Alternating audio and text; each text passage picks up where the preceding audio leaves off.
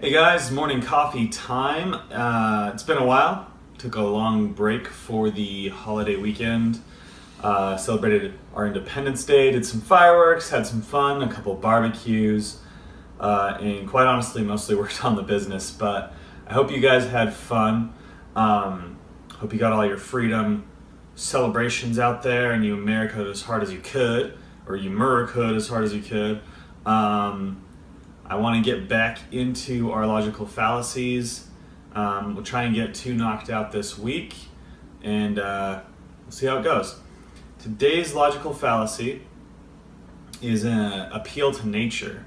It says, making the argument that because something is natural, it is therefore valid, justified, inevitable, good, or ideal. Many natural things are also considered good, and this can bias our thinking. But naturalness itself does not make something good or bad. For instance, murder could be seen as very natural, but that doesn't make it or mean it's justifiable. And here's your example.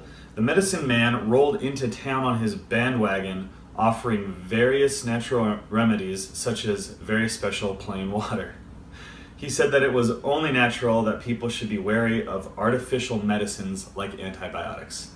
And I can think of one very big appeal to nature right now, and that's the anti-vaxxers, anti-vaccinations, saying it's better to just kind of naturally deal with things. Also that vaccinations are harmful, they cause issues.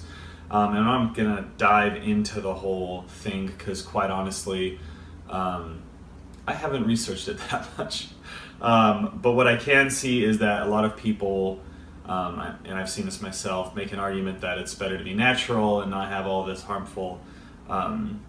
these harmful vaccines introduced into your body, only because nature, the natural way is the better way.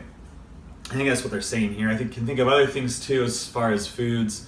You can think of genetically modified organisms, GMOs, which some of them, yes, are bad. Others are actually pretty good and allow us to feed a lot of people. I think the data there is inconclusive as far as what I've seen. I haven't looked into very specific ones because quite honestly, I'm just going with the flow.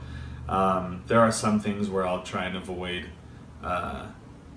modifications if I can, but not for the whole appeal to nature thing.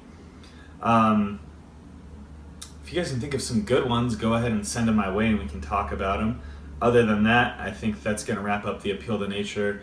And of course, just like with every other logical fallacy, I think it goes back to weighing things for the data that you can find and using logical arguments rather than just falling back to a default, this is better because it's natural, or this is right because someone says so, or this is right because the majority agrees with me.